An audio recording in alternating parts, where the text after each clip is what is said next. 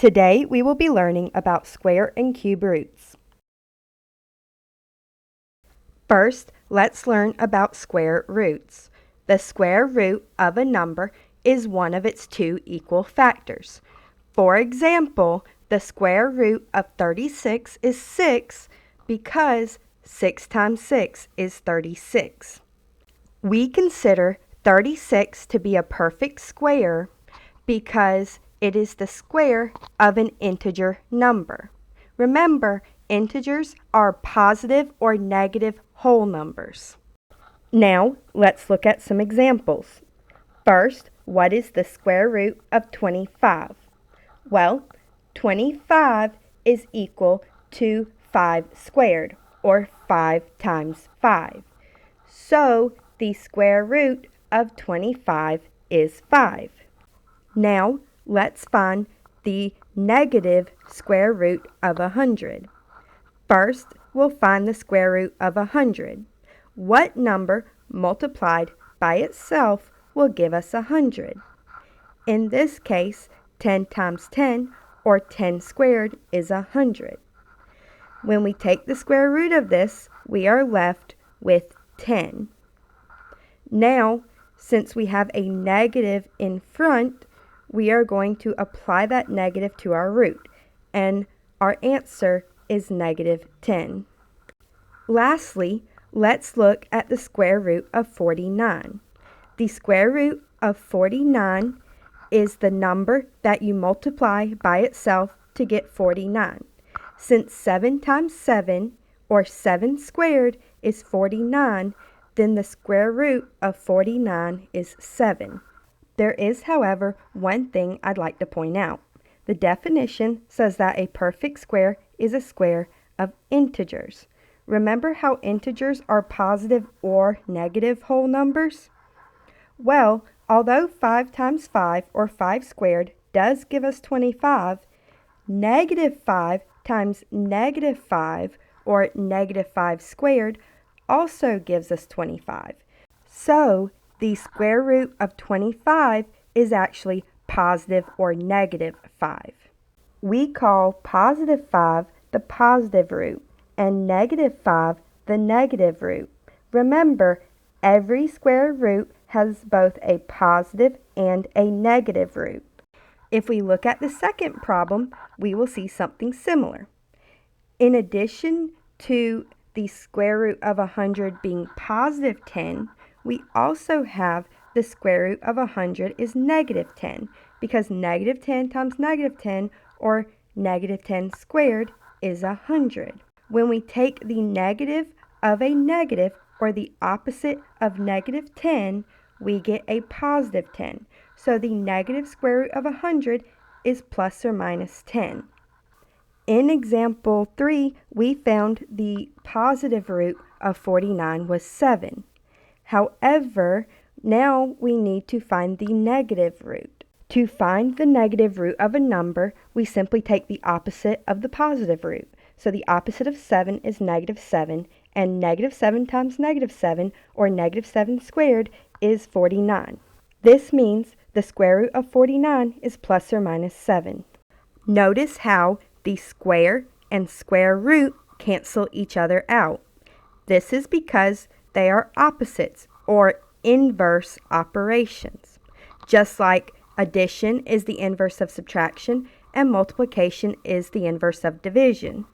Therefore, if we are ever looking for x, where x squared is equal to a number, all we have to do is take the square root of both sides. The square and square root will cancel out, leaving us with x equals the square root of the number you started with. Next, we will extend what we have learned from square roots to cube roots. Just like a number squared means that number to the second power, a number cubed means that number to the third power. And just like square root is the opposite of square, cube root will be the opposite of cubing. So, the cube root of a number is going to be one of its three equal factors. Since 2 times 2 times 2 is 8, We call 8 a perfect cube because it is a cube of integers. In addition to this, we now know that the cube root of 8 is 2. Notice how we put a 3 next to the radical or root sign to denote cube roots. However, we did not do this for square roots. This is because the default option for a root is the square root, just like the default option for a coefficient when no coefficient is listed in front of a variable is 1. Now, what would happen if we try to take -2 times -2 times -2, or -2 cubed? Well, we would actually get a -8, not a +8. Therefore, the cube root of -8 is -2. This means that unlike square roots, cube roots only have a single solution. The cube root of a number will have the same sign as the number you started with. That's why when you take the cube root of +8, you get +2, but when you take the cube root of -8, you get -2. Now, let's continue. What is the cube root of -64? This means what is the number that you can cube to get -64? Well, we know that 4 times 4 times 4 is 16 times 4, or 64. To make the 64 negative, we will need to cube a -4. So, the cube root of -64 is -4. Next, we need to know the cube root of 343. We know that 4 cubed is 64, so let's try typing in 5 times 5 times 5. That number is too small. What about 6 times 6 times 6?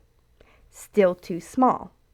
Now, let's type in 7 times 7 times 7, or 7 cubed, and we will get 343. So, the cube root of 343 is 7. Up next, we will learn how to estimate square roots.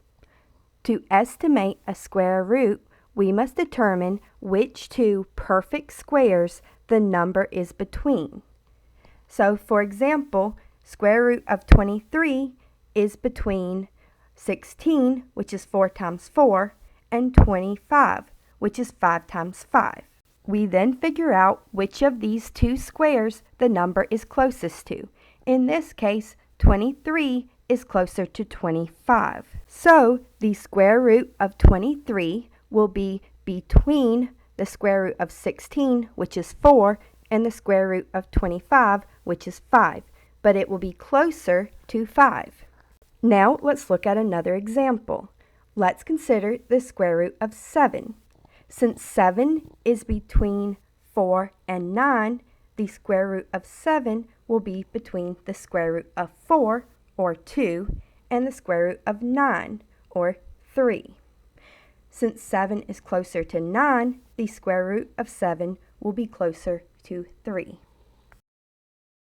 Now, let's extend what we have learned from estimating square roots to estimate cube roots. Just like we estimated square roots by finding the two perfect squares the number was between, and then which one it's closest to, for estimating cube roots, we're going to determine which two perfect cubes the number is between and which one it's closest to.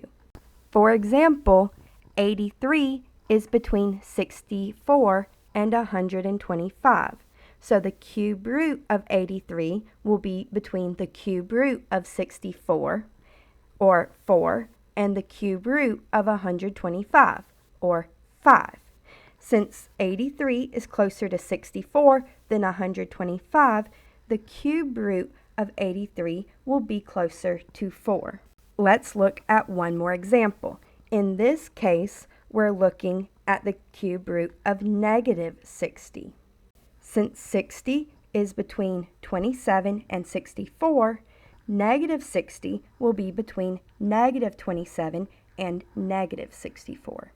Then the cube root of negative 60 must be between the cube root of negative 27, which is negative 3, and the cube root of negative 64, which is negative 4. Since negative 60 is closer to negative 64 than negative 27, we're going to put the cube root of negative 60 closer to negative 4. You may be asking why we did not try estimating the square root of a negative number. That's because you cannot find the square root of a negative number using integer properties. This is something you will learn how to handle in high school.